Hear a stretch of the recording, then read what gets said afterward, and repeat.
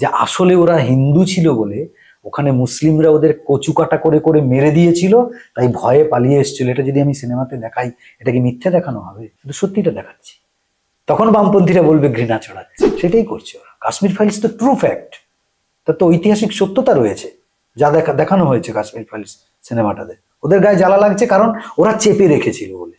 যে সত্যটা চাপা দিয়ে রেখেছিল বাম এবং কংগ্রেস জোট, কংগ্রেস এবং বাম এরা রাজনীতিগতভাবে আলাদা হতে পারে, আইডিওলজিক্যালি এরা এক। এরা সনাতন বিরোধী, হিন্দু বিরোধী, দেশের সংস্কৃতি বিরোধী। বিজেপি কখনো চেষ্টা করেছে, ত্রিপুরার বিজেপি, যে অমুক লোকটা আমাদের নাট্য ব্যক্তিত্ব, দারুণ থিয়েটার করে, তাকে গুরুত্ব দেই, এটা চেষ্টা করেছে কখনো? তুমি ত্রিপুরাতে যদি 100টা নাটকের দল সেন্ট্রাল গভর্নমেন্টের টাকা পায়, গ্রান্ট পায়, তার মধ্যে 90টা দল বামপন্থী রাজনীতি।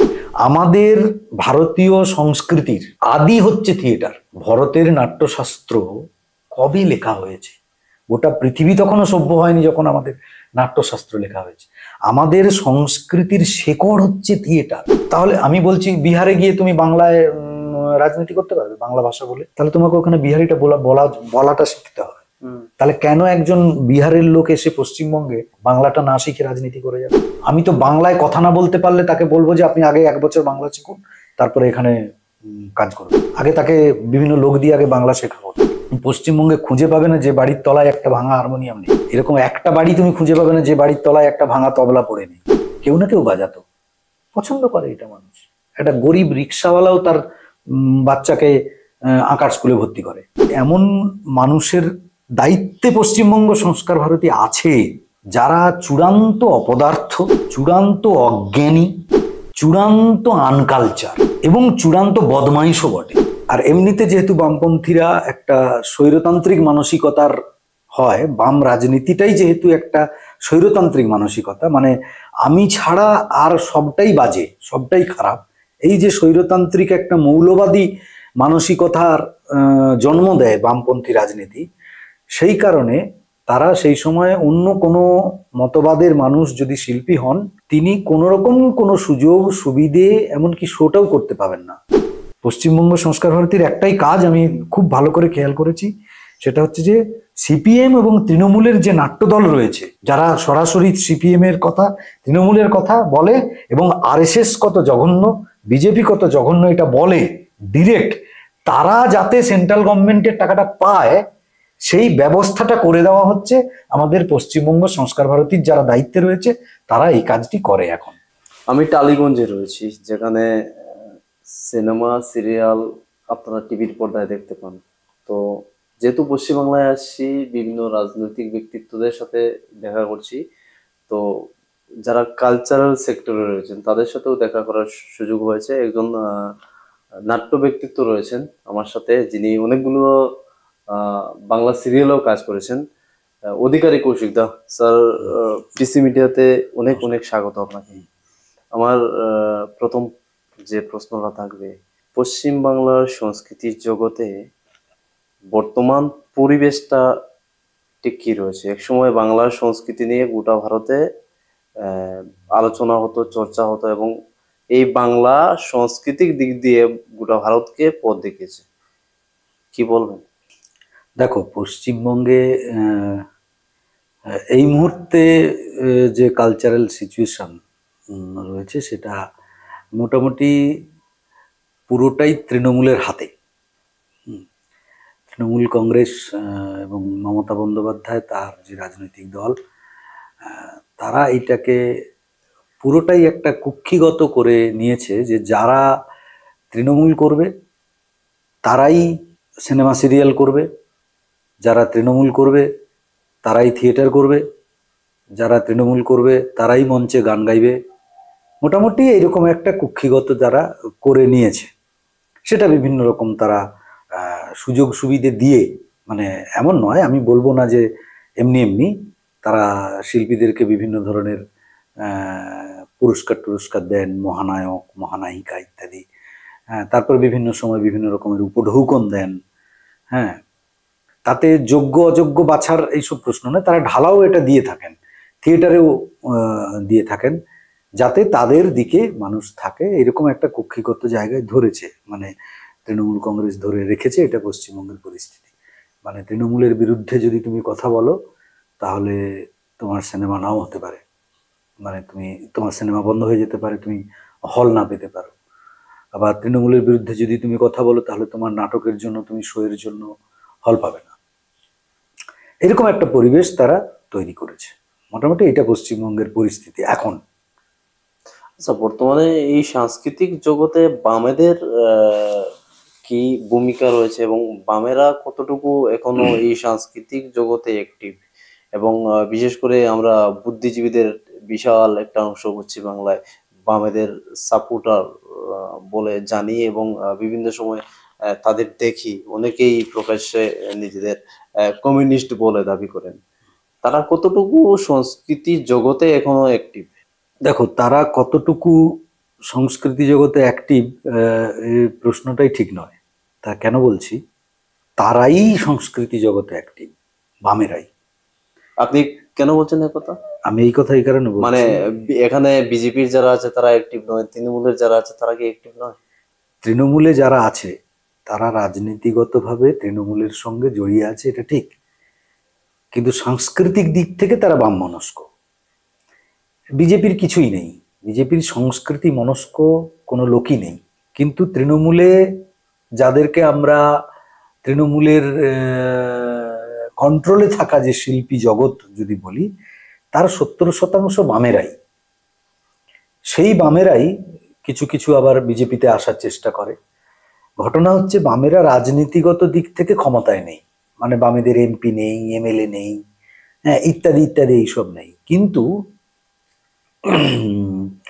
বামপন্থীরা যেহেতু তাদের যে রাজনৈতিক চর্চা বা তাদের যে যেভাবে তারা রাজনীতিকে সমাজের কাছে নিয়ে গেছে, তার একটা অনেকগুলো পদ্ধতির মধ্যে, মানে মিটিং, মিছিল, মানুষ খুন, এগুলো যদি বামেদের রাজনীতির পদ্ধতি হয়, তার আরো একটা বড় পদ্ধতি ছিল, সেটা হচ্ছে কালচার। সংস্কৃতিকে তারা ভীষণভাবে রাজনীতির জন্য ব্যবহার করত। হ্যাঁ, যে কারণে গণনাট্য, সব আমরা এগুলো, মানে ওই ইতিহাস আমি বারবার রিপিট করতে চাই না, আমরা জানি সবাই সেগুলো। সেই কারণে হয়েছে কি, পশ্চিমবঙ্গের ক্ষেত্রে বিশেষ করে, যেহেতু 30-34টা বছর তো কম সময় নয়, একটা বিরাট সময়। সেই বিরাট সময় বামেরা যেহেতু ক্ষমতায় ছিল, তাই পশ্চিমবঙ্গে এই সংস্কৃতি জগৎটাই পুরোটাই বামেদের মোটামুটি দখলীকৃত একটা জায়গা। সেখানে অন্য কেউ মাথা গলাবার চান্সই পায়নি। আর এমনিতে যেহেতু বামপন্থীরা একটা স্বৈরতান্ত্রিক মানসিকতার হয়, বাম রাজনীতিটাই যেহেতু একটা স্বৈরতান্ত্রিক মানসিকতা, মানে আমি ছাড়া আর সবটাই বাজে, সবটাই খারাপ, এই যে স্বৈরতান্ত্রিক একটা মৌলবাদী মানসিকতার জন্ম দেয় বামপন্থী রাজনীতি, সেই কারণে তারা সেই সময় অন্য কোনো মতবাদের মানুষ যদি শিল্পী হন, তিনি কোনো রকম কোনো সুযোগ সুবিধে, এমনকি শোটাও করতে পাবেন না, তার কিছুই হবে না। এইবার তৃণমূল আসার পরে যেটা হয়েছে কি, সেই বামেরাই তৃণমূলে গিয়ে ঢুকে পড়েছে, তাই তারা রাজনীতিগত দিক থেকে ভোটটা তৃণমূলে দিচ্ছে। কিন্তু মানে আমি কিভাবে বলছি জিনিসটাকে একটু যদি বোঝার চেষ্টা করো তাহলে বুঝবে। ধরো তৃণমূলে আছে একজন কেউ বড় নাট্য ব্যক্তিত্ব, এইবার তুমি ওই নাট্য ব্যক্তিত্ব, সে যখন একটা নাটক করছে বা থিয়েটার করছে, সেই থিয়েটারটা তুমি দেখতে যাও, তুমি দেখতে গেলে দেখতে পাবে সেখানে কিন্তু সে বাম রাজনীতির কথা বলছে। সেখানে কিন্তু সে বাম রাজনীতি, যেভাবে হিন্দু বিরোধী একটা রাজনীতি, ভারতবর্ষের যে সনাতন সংস্কৃতি বিরোধী একটা রাজনীতি, সে সেই কথা বলছে। কিন্তু যখন রাজনীতির ময়দানে আসছে তখন সে তৃণমূল। তৃণমূলের ধরো কোনো আইডিওলজি নেই, মানে তৃণমূলকে তুমি কোন আইডিওলজিতে ফেলবে, মানে সে না বাম, না ডান, না জাতীয়তাবাদী, মানে কোনোটাই নয়। তৃণমূলের একটাই আইডিওলজি, সেটা হচ্ছে চুরি বা ডাকাতি, এটাই হচ্ছে তৃণমূলের আইডিওলজি। তো সে তৃণমূল। কিন্তু সে যখন নাটক করছে বা সিনেমা করছে, তখন কিন্তু সে তার ওই সিনেমাতে, তার ওই নাটকে সে কিন্তু বাম রাজনীতির কথা বলছে। তাই ওই বামগুলো তৃণমূলে ঢুকে বসে আছে, তাই চালাচ্ছে কিন্তু ওই বামপন্থী সেক্টরটাই। রাজনীতিগতভাবে তৃণমূল হলেও কালচারাল জায়গা থেকে, সংস্কৃতিগত দিক থেকে চালাচ্ছে ওই বামপন্থীরা।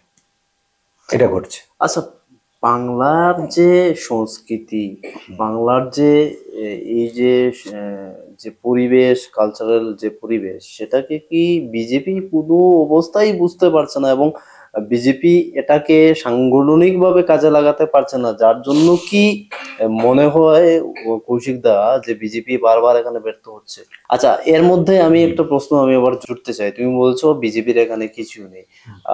যতটুকু আমি জানি সংস্কার ভারতই পশ্চিমবাংলায় কাজ করছে, এটা তো একটা আরএসএস এর সংগঠন। হ্যাঁ, বললে যে এখানে কিছুই নেই। আচ্ছা, আমি বলি, প্রথম কথা হচ্ছে এটা বিজেপি বলে বিজেপি নয়, যে কোনো কেন্দ্রীয় দল, মানে আমি যদি ধরি, মানে আমি কংগ্রেসকেও যদি ধরি, কংগ্রেস বা বিজেপি যারা কেন্দ্রীয় দল হয়, তাদের আমাদের যে বিভিন্ন দেশীয় প্রাদেশিকতা, রাজ্যগত যে প্রাদেশিকতা, মানে আমাদের পশ্চিমবঙ্গের একটা প্রাদেশিক ভাবনা আছে, আবার বিহারের, উত্তরপ্রদেশের আলাদা আলাদা করে, গুজরাটের, মধ্যপ্রদেশের, প্রত্যেকটা রাজ্যের আলাদা, তোমার ত্রিপুরার, প্রত্যেকটা রাজ্যের একটা প্রাদেশিক ভাবনা, প্রাদেশিক কালচার আছে। এইটা চট করে যে কোনো কেন্দ্রীয় দল ধরতে পারে না, বুঝে উঠতে পারে না, এটা দেশীয় জায়গা থেকে বুঝতে পারে। এখন কেন্দ্রীয় দলের চালাচ্ছে কেন্দ্রীয় মানুষেরা, সেখানে সে দায়িত্ব দিয়েছে, ধরো পশ্চিমবঙ্গের ক্ষেত্রে এখানে একজনকে সভাপতি, একজনকে ওজিএস, বিভিন্ন তার সম্পাদক, হ্যান ত্যান করে সে বিভিন্ন মানুষজনকে দায়িত্ব দিয়েছে।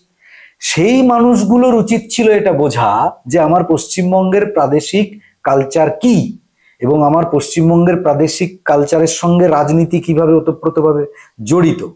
এখন সেই মানুষগুলো বুঝে উঠতে পারেনি, বা তাদের সেই মেধা কিরকম আছে আমি জানি না, তারা এখনো অবধি যতটুকু আমি দেখেছি তারা এটা বুঝে উঠতে পারেনি। পশ্চিমবঙ্গে সংস্কৃতি এবং রাজনীতি ওতপ্রোতভাবে জড়িত।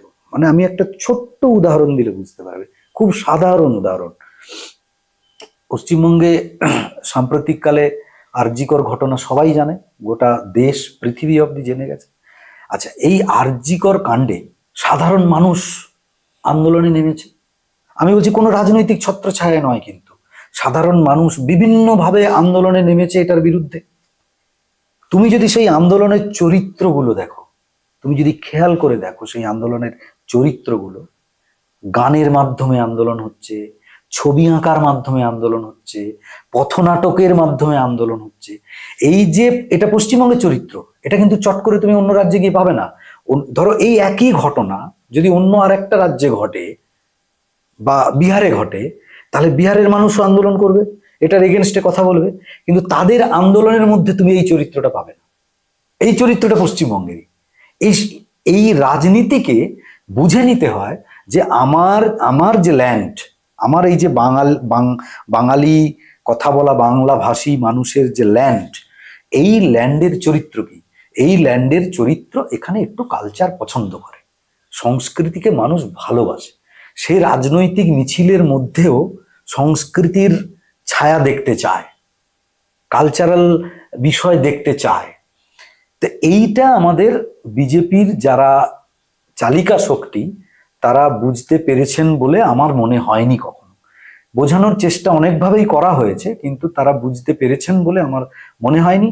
এবং তারা যে খুব একটা উৎসাহী আমার সেটাতেও মনে হয়। তাই বিজেপি যদি এটাকে না বোঝে, তাহলে যা কিছু ঘটে যাক, আমি একদম কাগজে কলমে লিখে দিচ্ছি, ক্ষমতায় আমরা কখনো আসতে পারবো না। এটা আমি অত্যন্ত দুঃখের সঙ্গে বলছি। আমি অত্যন্ত একনিষ্ঠ একজন বিজেপি কর্মী, এবং সারা জীবন আমি বিজেপি কর্মী হয়েই থাকবো আমৃত্যু। তবু আমি বলছি, যদি পশ্চিমবঙ্গের এই চরিত্রকে না রপ্ত করা যায়, তাহলে পশ্চিমবঙ্গে ক্ষমতায় আসা দুরূহ ব্যাপার। এবার তুমি বললে সংস্কার ভারতী, আমার যতটুকু নলেজ, আমি পশ্চিমবঙ্গের কথাই যদি ধরি, পশ্চিমবঙ্গের, দেখো, সংস্কার ভারতী তো একটা সংস্থা, সে তো রাষ্ট্রীয় স্বয়ংসেবক সংঘের কালচারাল সংস্থা। আমি যদি খুব সহজ করে এইভাবে বলি, তার তো নিজস্ব কোনো ডানা, হাত, পা, ব্রেন, মাথা এসব নেই। সেখানে কিছু মানুষকে দায়িত্ব দেওয়া হয়। তো সেই জায়গা থেকে আমার যতদূর নলেজ, তাতে করে পশ্চিমবঙ্গ সংস্কার ভারতীতে এমন মানুষের দায়িত্বে পশ্চিমবঙ্গ সংস্কার ভারতী আছে যারা চূড়ান্ত অপদার্থ, চূড়ান্ত অজ্ঞানী, চূড়ান্ত আনকালচার এবং চূড়ান্ত বদমাইশও বটে।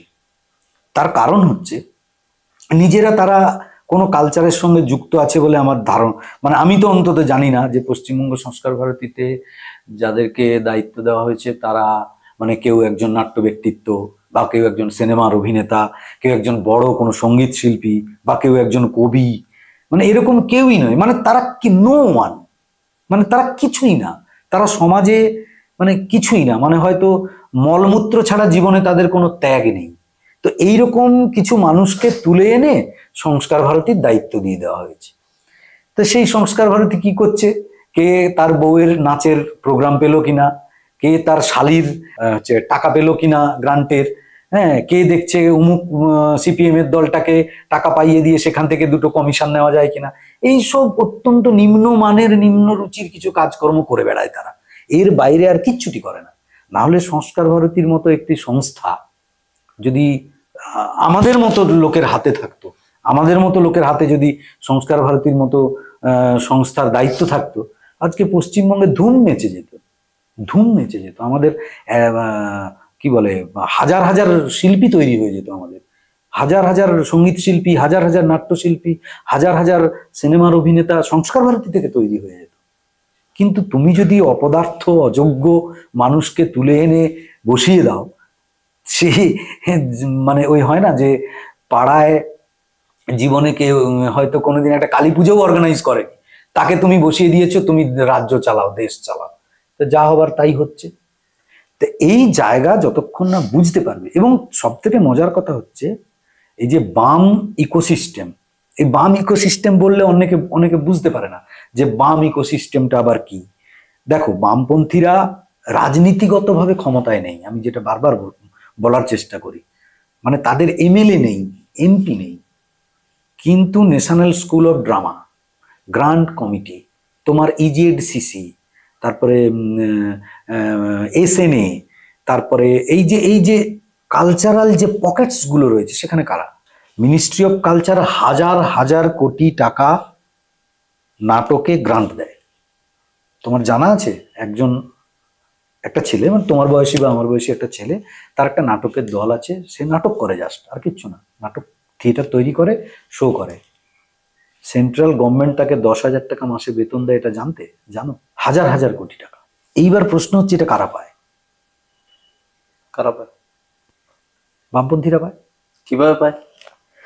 ওই যে ক্ষমতা, পশ্চিমবাংলায় ক্ষমতা রয়েছে তৃণমূল, ত্রিপুরায় রয়েছে বিজেপি, তাহলে বামপন্থীরা কিভাবে পায়? ওই যে বিজেপি কি ত্রিপুরায় যারা নাট্যশিল্পী বা ত্রিপুরায় যারা সঙ্গীত শিল্পী, ত্রিপুরায় তো সঙ্গীত শিল্পী আছে, হ্যাঁ, নাট্যশিল্পী তো আছে, হ্যাঁ।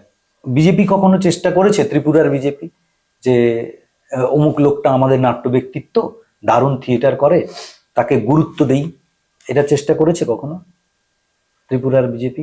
বলো, আমি শিওর করেনি। পশ্চিমবঙ্গে তো করেই। এরা করে কি, এরা একটুখানি কে সিনেমা করেছে, কে একটা টিভি সিরিয়াল করেছে, ওই যে টিভিতে মুখটা দেখা যায়, ওই টিভিতে মুখটা দেখা যায় বলে ওরা ভাবে বোধহয় কেউ একটা হবে, কেউ না। আমি তোমাকে একটা জিনিস বলি, তুমি যখন ডিটেলসে জানতে চাইছো কি এই কালচারাল ফেনোমেনাটা কি, কালচারাল ইকোসিস্টেমটা কি, তুমি একটা গাছ ধরো, একটা গাছ, একটা গাছে পাতা আছে, ফুল আছে, ফল আছে, তার কাণ্ড আছে। ফুলটা হচ্ছে সিনেমা, পাতাটা হচ্ছে সঙ্গীত, ফলটা হচ্ছে কবিতা সাহিত্য, কাণ্ডটা হচ্ছে ধরো চিত্র, মানে আমি তো তোমাকে বোঝানোর জন্য বলছি। এগুলো তুমি সব দেখতে পাচ্ছ ওই গাছের, তুমি পাতাটা তো দেখতে পাচ্ছ, ফলটা দেখতে পাচ্ছ, ফুলটা দেখতে পাচ্ছ। শেকড়টা কোনটা জানো? শেকড়টা হচ্ছে থিয়েটার, যেটা তুমি দেখতে পাচ্ছ না। এই সমস্ত ফল ফুল পাতা যা যা আছে, তারা ওই শেকড়ের জল সার খেয়েই পুষ্ট হচ্ছে, তুমি ওইটাকে দেখতে পাচ্ছ। এইবারে বিজেপি করছে কি, ওই ফুলটা তুলে নিচ্ছে, ফলটা পেড়ে নিচ্ছে। সেম তৃণমূল না, তৃণমূল এই দিক দিয়ে বুদ্ধিমান, তৃণমূল সবাইকে দিচ্ছে, ফুলও নিচ্ছে, পাতাও নিচ্ছে, ফলও নিচ্ছে, আর গাছে জলও দিচ্ছে, যাতে শেকড় জলটা পায়। আমাদের ভারতীয় সংস্কৃতির আদি হচ্ছে থিয়েটার। ভরতের নাট্যশাস্ত্র কবে লেখা হয়েছে? গোটা পৃথিবী তখনও সভ্য হয়নি যখন আমাদের নাট্যশাস্ত্র লেখা হয়েছে। আমাদের সংস্কৃতির শেকড় হচ্ছে থিয়েটার। মানে আজকে সেটাকে বিভিন্ন ধরনের হয়েছে, মানে আমি বলছি ধরো যাত্রা, যাত্রা যে একটা শিল্প, যাত্রাকে থিয়েটারকে কিন্তু আমি আলাদা করছি না, বুঝতে পেরেছো? মানে আমি মঞ্চাভিনয়ের কথাটাকে একসঙ্গে বলছি, মানে যাত্রা এবং থিয়েটারকে, আধুনিক থিয়েটারকে আমরা থিয়েটার বলছি, তো আসলে নাট্যশিল্প, মানে যাত্রাটাও একটা নাট্যশিল্প। আমি নাট্যশিল্পটার কথা একসঙ্গে বলছি। ওইটা কিন্তু আমাদের আদি, ওখান থেকেই পুষ্ট হয়ে ফল ফুলটা হয়। এখন ঘটনা হচ্ছে শেকড় শুকিয়ে যাচ্ছে, শেকড়ে জল নেই, তুমি পাতা পাড়ছো, ফুল পাড়ছো, কি লাভ হবে? একদিন পারলে, এবার শেকড় যত, শেকড়ে জল পাচ্ছে না, আর ফুল হচ্ছে না, আর পাতাও হচ্ছে না। তো বিজেপি সেটা করছে না। বামপন্থীরা যেটা করেছিল, শেকড়ে জল দিয়েছিল, ফুল পাতা না খুঁজে ওরা মাটিতে জল দিয়েছিল। আর সেই জন্যই গণনাট্য, গণসঙ্গীত, গণ সিনেমা করেনি কিন্তু বামপন্থীরা, করেছে গণ সিনেমা, গণনাট্য করেছে। তার কারণ, আমি এটা ওদেরকে মানে কি বলে, আমি মানে এটা অ্যাপ্রিসিয়েট করি, ওদের এই যে মানে এইটা বোঝার যে ক্ষমতাটাকে আমি অ্যাপ্রিসিয়েট করি। ওরা এটা বুঝেছে, কারণ নাট্য মানুষের বাড়িতে বাড়িতে ছড়িয়ে যায়। তুমি আজকের দিনে এই মুহূর্তে যখন তুমি আমার সঙ্গে কথা বলছো, এখন কটা বাজে? 6টা বাজতে যায় কি 5:30, 5টা বাজতে যায়। এই মুহূর্তে ধরো কলকাতা শহরে একাডেমি, তপন থিয়েটার, গিরিশ মঞ্চ, শিশির মঞ্চ, মধুসূদন মঞ্চ, হ্যাঁ, এই যে জ্ঞান মঞ্চ, এই যে 6-7টা হল রয়েছে, তুমি প্রত্যেকটা হলে আমার সঙ্গে চলো, গিয়ে দেখো থিয়েটার হচ্ছে এবং মানুষ দেখছে। ওটা তো টিভিতে দেখা যাচ্ছে না, ওটা তো রিয়েলিটি। তাহলে ওইটা জানতে গেলে তোমাকে রিয়েলিটিতে যেতে হবে। তাহলে তুমি কি ওই মানুষগুলোকে অ্যাভয়েড করে দেবে? তোমার ওদের ভোট দরকার নেই বলছো? দরকার তো। তাহলে এইটাকে অ্যাভয়েড করে দিলে তুমি কালচারাল ফেনোমেনার দখলটা নেবে কি করে? দখল নিতে পারছো না তো।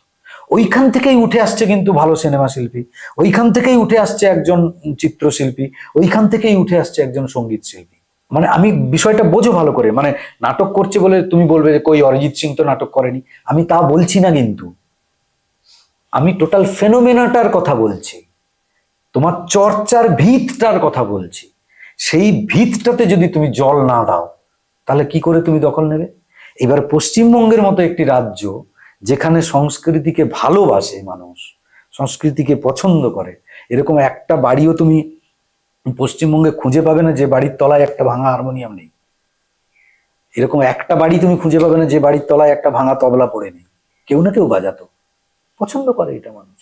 একটা গরিব রিক্সাওয়ালাও তার বাচ্চাকে আঁকার স্কুলে ভর্তি করে, এটা তুমি সব জায়গায় পাবে না। তাহলে এই জায়গাটাকে দখল না করলে, এবং তার থেকে মজার কথা হচ্ছে, যেহেতু বামেরা ওইটা করেছে, সেই জন্য তাদের আর্টিস্ট তৈরি হয়েছে, তাদের শিল্পী তৈরি হয়েছে। এখন সরকার তো টাকা দেবে, সরকারের তো একটা বাজেট হয় যে আমার সংস্কৃতি খাতে এত টাকা। তা যেহেতু তারা তাদের শিল্পী তৈরি করেছে, সেই জন্য সেই টাকাগুলো তারাই পায়। আর আমাদের লোকেরা তৈরি করার দিকে মন, মানে মনই দেয় না। আমি বলছি এই যে সংস্কার ভারতী, সংস্কার ভারতীর কাজ কি? আমাকে যদি কেউ এক কথায় জিজ্ঞাসা করে সংস্কার ভারতীর কাজ কি, ওই একটুখানি চন্দনের ফোঁটা নিয়ে গলায় একটা উত্তর নিয়ে নমস্কার ভালো আছেন, এটা করা তো কাজ নয়।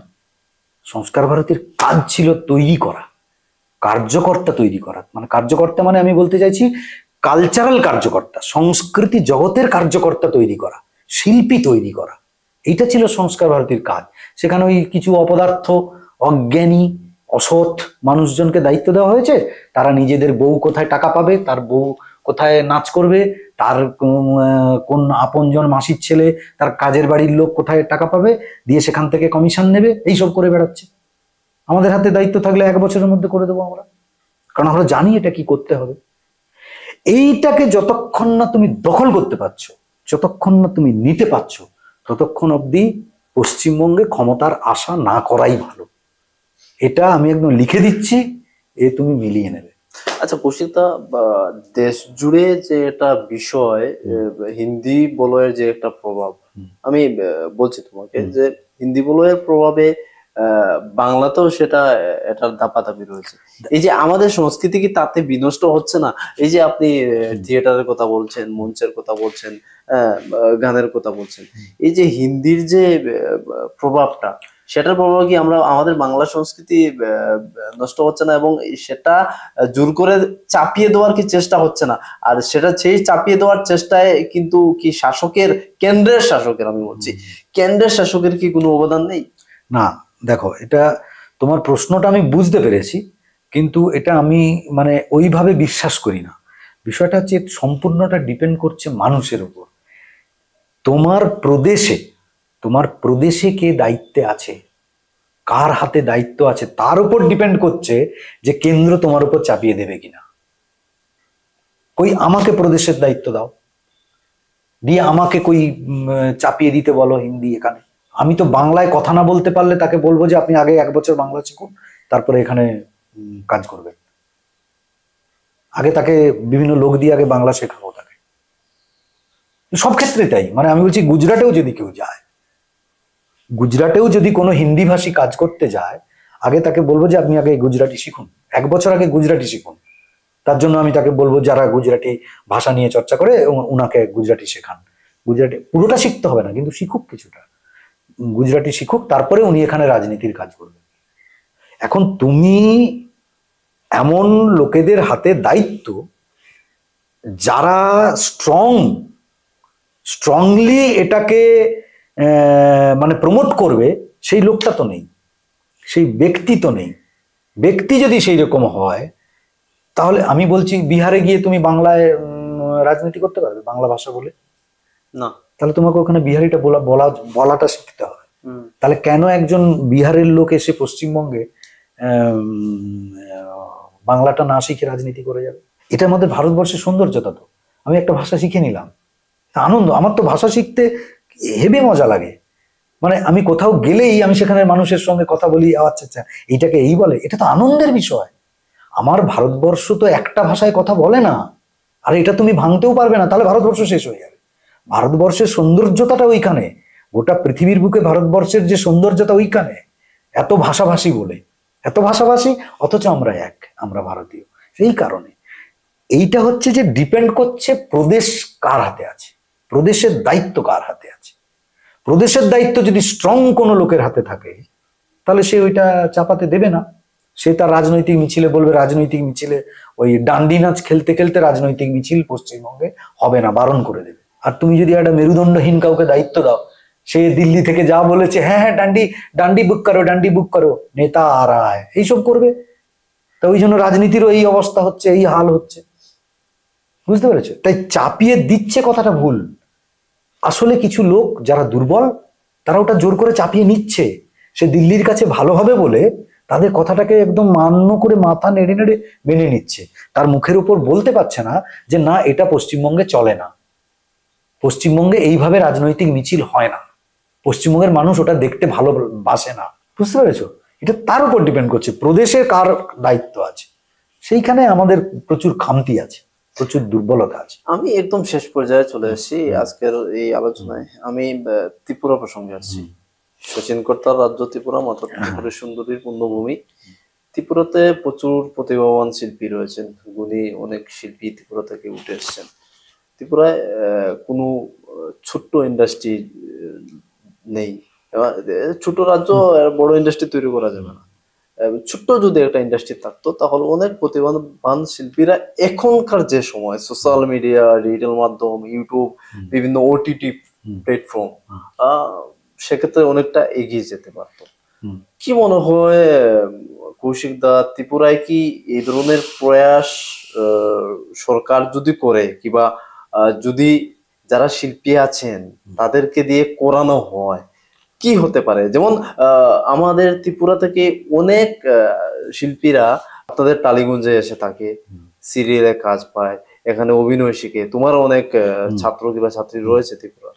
মানে ত্রিপুরায় যারা, মানে ত্রিপুরার যে লোকাল যে তোমাদের ল্যাঙ্গুয়েজ, যে উচ্চারণ,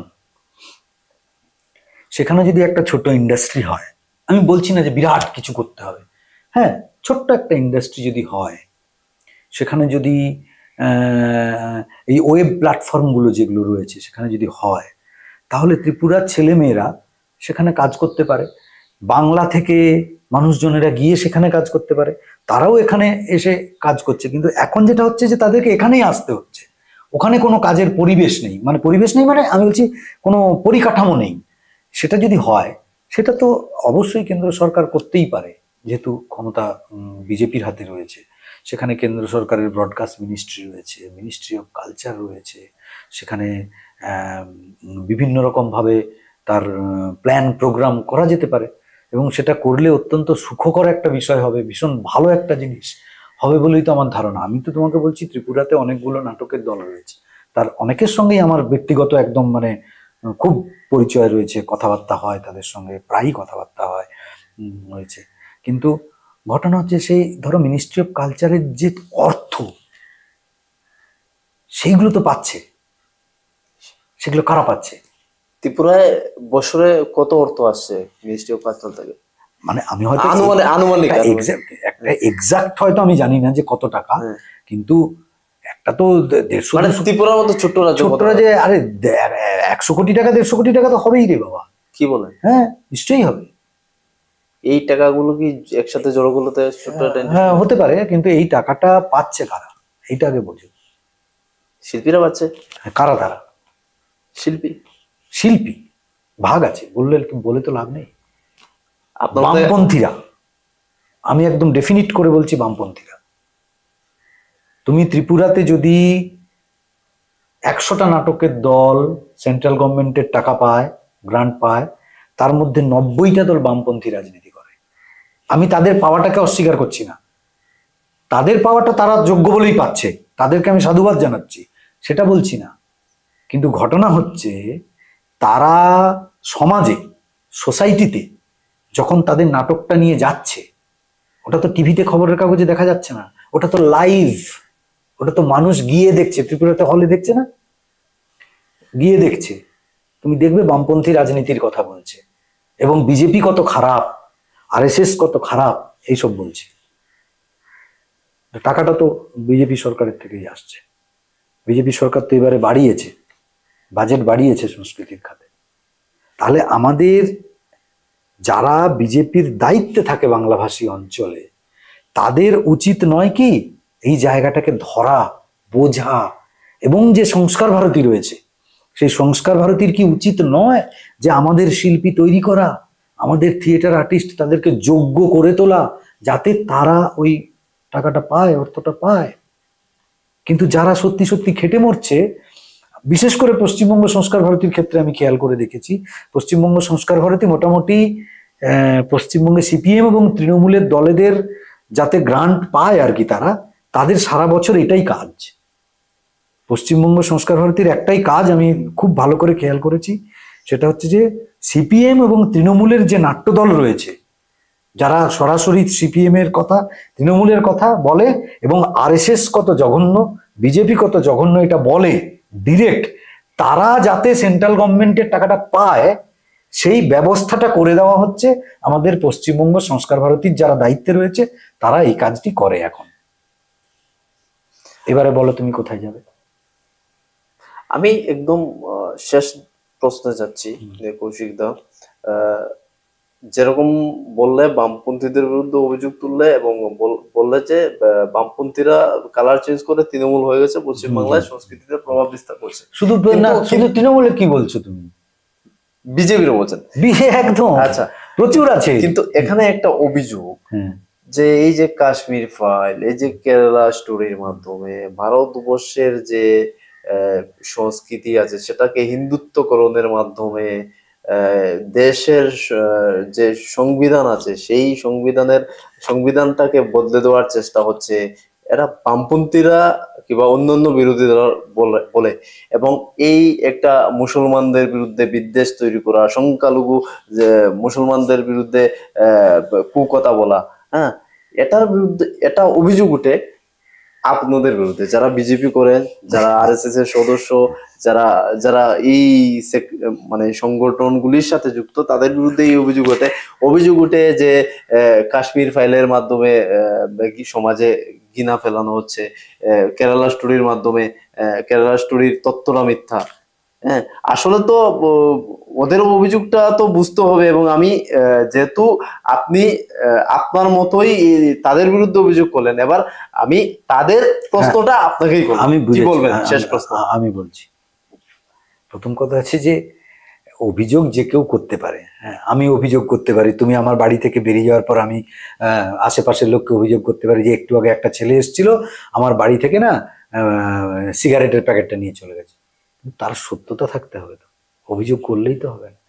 বামপন্থীরা এই যে অভিযোগ করছে এরা ভিত্তিহীন, মানে এর কোনো মানে বেসিক লজিকটুকু নেই।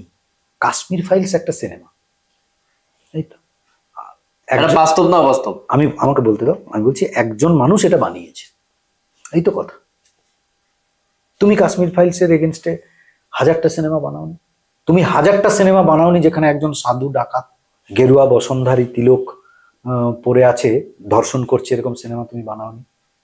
তুমি এরকম লক্ষ লক্ষ সিনেমা এত বছর ধরে বানাওনি যেখানে চোর মানেই হচ্ছে সাধু, ভিলেন মানে সাধু। ভিলেন হিন্দি সিনেমাতে একজন ভিলেন মানে তার তিলকটা কাটা, গলায় রুদ্রাক্ষের মালা আর গেরুয়া বসন, এবং সে হচ্ছে ভিলেন। এটা তুমি বানাওনি। কই আমি তো তোমাকে অভিযোগ করতে যাইনি তখন যে তুমি আমার সনাতন সংস্কৃতির বিরুদ্ধে সিনেমা বানাচ্ছ। তাহলে তোমার এখন গায়ে ফোসকা পড়ছে কেন? ফোসকা পড়ছে এই কারণে সত্যটা বেরিয়ে আসছে। যে সত্যটা চাপা দিয়ে রেখেছিল বাম এবং কংগ্রেস জোট, কংগ্রেস এবং বাম এরা রাজনীতিগতভাবে আলাদা হতে পারে, আইডিওলজিক্যালি এরা এক। এরা সনাতন বিরোধী, হিন্দু বিরোধী, দেশের সংস্কৃতি বিরোধী। তাই বাম এবং কংগ্রেস জোট মিলে যে ভারতবর্ষের সত্য ইতিহাসকে চাপা দিয়ে রেখেছিল, সেইটা যারা যারা নিজেরা কষ্ট করে, তাতে বিজেপি কোনো হেল্প করেনি। রাষ্ট্রীয় স্বয়ংসেবক সংঘ তার কাজই নয় কাউকে সিনেমা বানাতে টাকা দেওয়া, সে সেবা সংগঠন, মানুষের সেবা করে, সে কেন করতে যাবে? ব্যক্তিগত উদ্যোগ নিয়ে কেউ কেউ করছে, কেউ কাশ্মীর ফাইলস বানাচ্ছে, এই আমি একটা নাটক তৈরি করছি, কেউ একটা গান রচনা করছে, ব্যক্তিগত উদ্যোগে, কোনো রাজনীতি তাতে সাহায্য করেনি। কিন্তু ঘটনা হচ্ছে যে সে সত্যটা বাইরে বেরিয়ে আসছে। এই সত্যটা বেরিয়ে আসছে বলে বামপন্থীদের গায়ে খুব জ্বালা লাগছে, কারণ ওরা চাপা দিয়ে রেখেছিল। রমিরা থাপাররা ইতিহাস লিখে এবং নাটক সিনেমা এসব তৈরি করে ওরা চাপা দিয়ে। আমি যদি ছোট্ট কথা বলি, আমি আগেও এই একই কথা বলেছি বিভিন্ন জায়গায়। আমি বলছি আমরা ঋত্বিক ঘটকের অনেক সিনেমা দেখেছি, সেখানে দেশভাগের যন্ত্রণা আমরা দেখেছি তো। হ্যাঁ, কিভাবে কত কষ্ট করে তারা সব দেশভাগের পরে এসে এইসব যন্ত্রণার দৃশ্য আমরা ছবিতে দেখেছি। কিন্তু একটা সিনেমা দেখাতে পারবে যেখানে বলেছে যে কেন বাংলাদেশ থেকে হিন্দুরা পালিয়ে এসেছিল, দেখিয়েছে। এখন কালকে আমি যদি একটা সিনেমা করি, সিনেমা করে দেখাই যে আসলে ওরা হিন্দু ছিল বলে ওখানে মুসলিমরা ওদের কচুকাটা করে করে মেরে দিয়েছিল, তাই ভয়ে পালিয়ে এসেছিল, এটা যদি আমি সিনেমাতে দেখাই, এটা কি মিথ্যে দেখানো হবে?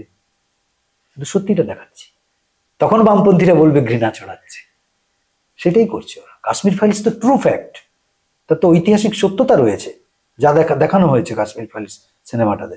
ওদের গায়ে জ্বালা লাগছে কারণ ওরা চেপে রেখেছিল বলে। ধন্যবাদ অধিকারী কৌশিক দা, বিভিন্ন বিষয়ে আপনি বক্তব্য রাখলেন, এবং আপনার এই ত্রিপুরা প্রসঙ্গেও অনেকটা কথা বলেন। আশা করি ত্রিপুরাতে যারা শিল্পীরা রয়েছেন, ত্রিপুরাতে যারা নেতারা যারা শাসনে রয়েছেন, যে নেতা মন্ত্রীরা যারা রয়েছেন সরকারে, তারা যদি উদ্যোগ গ্রহণ করেন, ত্রিপুরার একটা ছোট্ট ইন্ডাস্ট্রি হতে পারে। এবং আপনি ভালো বলেছেন, এবং বামপন্থীদের বিষয়ে যে আপনি কথাটা বললেন, সেই বিষয়টা থেকে অনেক কিছু আপনার অভিমত আমরা জানতে পারলাম। তো এতক্ষণ অধিকারী কৌশিক দাস ছিলেন আমার সাথে।